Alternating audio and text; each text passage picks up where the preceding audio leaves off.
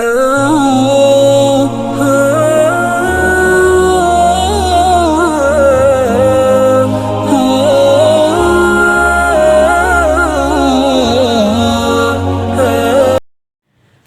ونصلي ونسلم على رسوله الكريم اما بعد فاعوذ بالله من الشیطان الرجیم بسم اللہ الرحمن الرحیم رب اشرح لي صدری ويسر لي امری واحلل عقدۃ من لسانی یفقهوا قولی۔ عظیم مذہب کے عظیم پیروکاروں، سلام علیکم طبتم۔ آپ سن رہے ہیں شب برات کا بیان، اور جس میں ہم نے آپ کو یہ بتایا کہ شب برات میں کن لوگوں کی بخشش نہیں ہوتی جب تک کہ وہ سچی توبہ نہ کریں۔ ان میں سر فہرست وہ جادوگر ہیں جو کہ لوگوں کے لیے سفلی اعمال کر کے لوگوں کے گھروں میں مشکلات پیدا کرتے ہیں، اور نعوذ باللہ من ذالک کچھ ایسے عمل بھی ہوتے ہیں جن کے ساتھ لوگوں کی جان تک جانے کا ڈر ہوتا ہے اور لوگوں کی جان چلی بھی جاتی ہے۔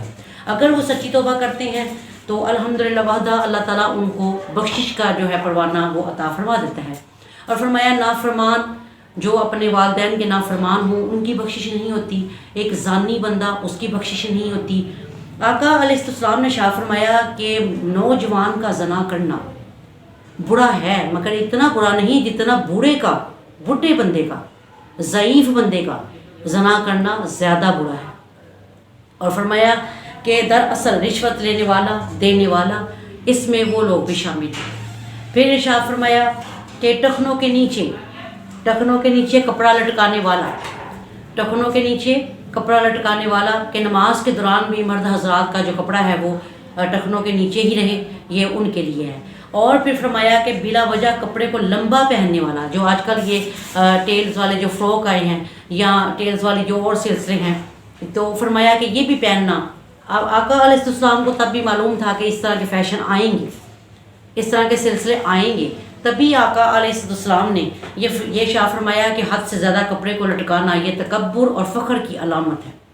فرمایا جس کپڑے کو بلا وجہ پیچھے لٹکایا جائے کہ وہ زمین کے اوپر گھسٹتا ہوا آئے، اسی کپڑے کے ساتھ روز قیامت انسان کو عذاب دیا جائے گا۔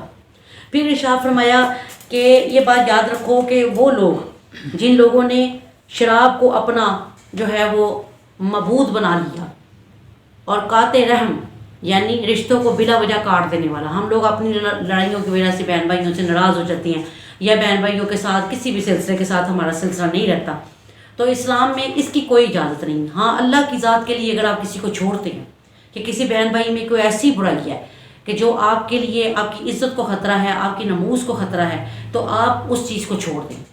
اس میں آپ کو رشتہ داروں میں کوئی پوچھ نہیں ہوگی کہ آپ نے ان کو کیوں چھوڑا، یعنی بالفرض آپ کا کوئی رشتہ دار شرابی ہے، 1000 منع کرنے کے باوجود اس نے یہ سلسلہ نہیں چھوڑا، تو آپ اگر ان کو چھوڑ دیتے ہیں، قضا طلوع کرتے ہیں، تو آپ سے کوئی پوچھ گچھ نہیں ہوگی۔ لیکن بلا وجہ باتوں سے جو ہے ایک دوسرے کو چھوڑ دینا، اس بندے کی بھی بخشش نہیں ہے۔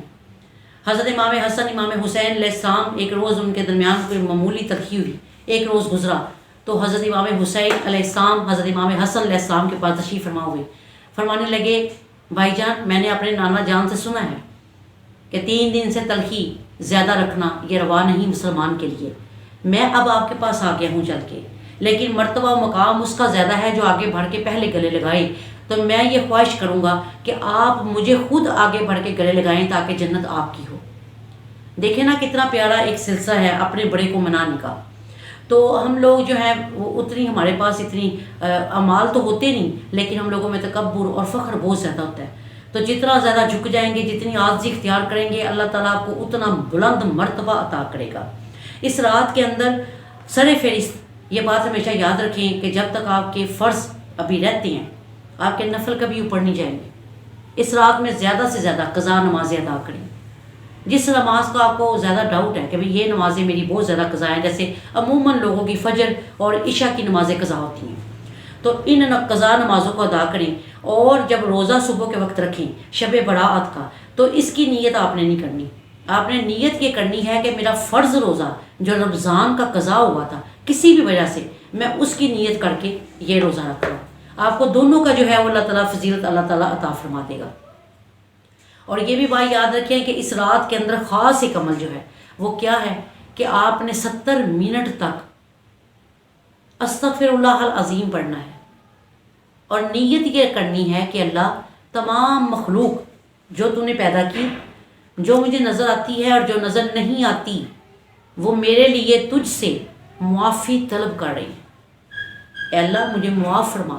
اور 70 منٹ تک، یعنی ایک گھنٹہ 10 منٹ آپ نے یہ پڑھتے رہنا ہے، استغفر اللہ العظیم، یہ پڑھتے رہنا ہے اور تصور یہی کرنا ہے کہ تمام کائنات کی چیزیں میرے لیے اللہ سے توبہ استغفار طلب کر رہی ہیں۔ اس 70 منٹ کے وظیفے نے آپ کی زندگی کو بدل دینا ہے۔ اور کچھ بزرگوں نے ارشاد فرمایا کہ جس بندے نے رات کے وقت اس وظیفے کو ہمیشہ کے لیے کر لیا، یعنی جب آپ نے کسی کے ساتھ کوئی بات نہ کرنی ہو تب آپ باوضو ہو کر اس وظیفے کو قبلہ رو بیٹھ کر یہ تصور کریں، تو فرمایا اللہ تعالیٰ ان پر اپنی خاص خاص رحمت اتارتا ہے، اور اس استغفار کے صدقے میں اللہ تعالیٰ آپ کے آنے والی بلاؤں کو جو ہے وہ ٹال دیتا ہے۔ اس رات کے اندر زیادہ سے زیادہ قضا نمازیں ادا کریں، درود ابراہیمی کی کثرت کریں، اور رب تعالیٰ سے اپنے گناہوں کی بخشش مانگیں، اور رات کو ہی نیت کر لے کہ میں نے صبح روزہ رکھنا ہے۔ اللہ نہ کرے اگر آپ کا آخری وقت آ گیا تو آپ کو روزے کا ثواب دے دیا جائے گا۔ اور دراصل ان راتوں میں اٹھ کر اللہ تعالیٰ سے مانگنا، اللہ تعالیٰ تو ہر رات ہی پہلے آسمان پر تشریف لاتے ہیں، اور اللہ تعالیٰ کیا ارشاد فرماتے ہیں کہ ہے کوئی توبہ کرنے والا کہ اس کی توبہ کو قبول کر لوں، ہے کوئی بندہ جو رزق کی کمی کو ختم کرنے کے لیے مجھ سے التجا کرے تو میں اس کی رزق کی کمی کو ختم کر دوں، اور ہے کوئی بندہ ایسا جو نیکی کی توفیق مانگے تو میں اس کو نیکی عطا کروں۔ تو دراصل مسلمان کے لیے ہر رات شب برات ہے۔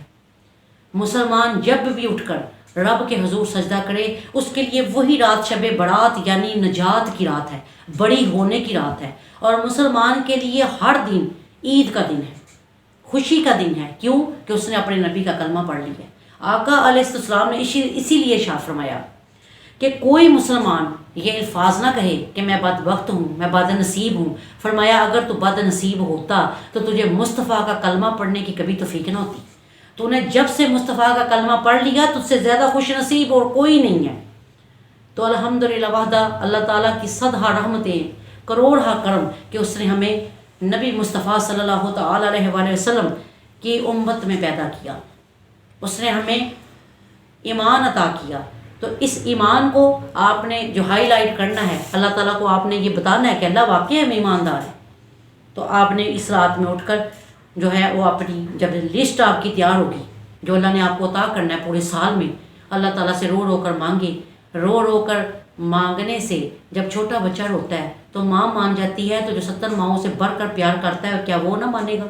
فرمایا رویا کرو، جو کام رونے سے ہوتا ہے وہ کسی چیز سے نہیں ہوتا، رونے سے بڑی عبادت اور کوئی نہیں۔ اس رات میں رو رو کر رب کائنات کو منا لیں، اتنا منائیں کہ اللہ تعالیٰ آپ کے نامہ اعمال کے اندر جو کچھ اللہ نے سختی لکھ دی اللہ اس کو نرمی جو ہے اس کے اندر اختیار کر دے، اس کے اندر تبدیل کر دے اس کو، کہ اللہ تعالیٰ دیکھے بھی اب یہ رونے لگ گیا تو اللہ تعالیٰ پر اپنی رحمتیں کر دے۔ اللہ سے کاروبار مانگے، اچھا ساتھی مانگے زندگی کا، اپنی گناہوں کی بخشش مانگے، اور کثرت سے اس کے اندر درود ابراہیمی پڑھیں، تو اللہ تعالیٰ ہم سب کو ایسا کر دے کہ ہم اس رات میں وہ سجدے کریں جو اللہ کے حضور قبول ہو جائیں۔ کیوں فرمایا بزرگوں نے کہ مانا کہ عبادت سب ہی ہے، مگر سجدہ کر لیجئے اس کی تاثیر بدل جائے گی۔ سجدہ کرنے سے ہر عمل جو ہے وہ مقبول ہوتا ہے۔ تو انشاءاللہ تعالیٰ یہ ہمارا تھا بیان اس کا شب برات کا۔ تو اس کے بعد انشاءاللہ ہم جو ہے حضرت عیسیٰ علیہ السلام کی حیات طیبہ بھی ہماری رہتی تھی، جو ہماری سیریل آ رہی تھی انبیاء اکرام کی حیات طیبہ پر، انشاءاللہ اس پر ہمارا مفصل بیان ہوگا۔ اللہ تعالیٰ اس کو قبول کرے۔ وما علینا الا البلاغ المبین وبلغنا رسولہ النبی الکریم الامین۔ تو آہا یاسین۔